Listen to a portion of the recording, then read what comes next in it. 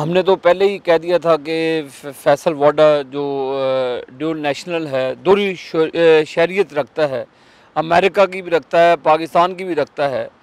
और ये चोर शुरू दिन से ही दो नंबरियों का मास्टर है। हमने तो इस डाकू को बेनकाब भी किया था। तो आज इस डाकू की असलियत जो सामने आई है ड्यूल नेशनल होने की, हमने तो पहले कहा।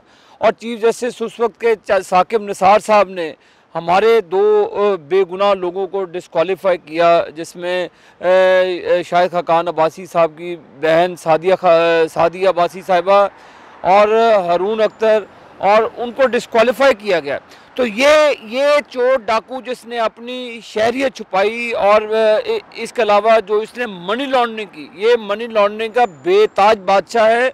और इसकी मनी लॉन्ड्रिंग की डिटेल इंशाअल्लाह ताला जुमेरात को जो मैंने वादा किया था कौम से, उसके ऊपर बात होगी। तो आज इस डाकू को जो बेनकाब किया, जो इसने अपनी शहरियत छुपाई, ये पाकिस्तान का सबसे बदकिरदार आदमी है, बदकिरदार शख्स है। और ये अदारों को बदनाम करने के लिए इसने जो घिनौनी हरकत की है, तो मैं आज डिमांड करता हूँ चीफ जस्टिस ऑफ पाकिस्तान से, इस बहरूपियों को डिस्क्वालीफाई किया जाए, इसकी सज़ा दी जाए।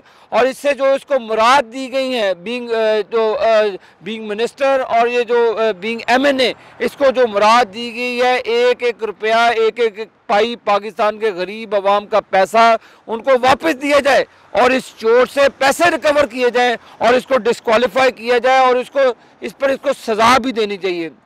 आर्टिकल 62, 63 इसने मिस डिक्लेरेशन की है, इसने अपने नॉमिनेशन गलत जमा करवाए रिटर्निंग ऑफिसर के पास।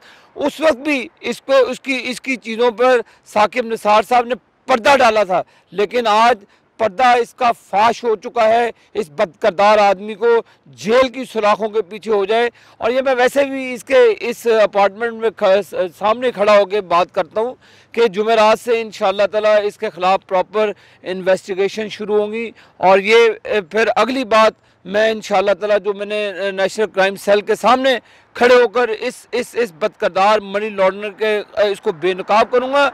अब मेरी डिमांड है चीफ जस्टिस ऑफ पाकिस्तान से कि 100 मोटर नोटिस लें, इस बदकिरदार आदमी को डिस्क्वालीफाई करें और पाकिस्तान के पैसे इससे रिकवर करा के गरीब आवाम को वापस किए जाएं कि इस तरह के बदकिरदार लोग जो आर्टिकल 62, 63 पर पूरा नहीं उतरते, उनको सजाएं देनी चाहिए।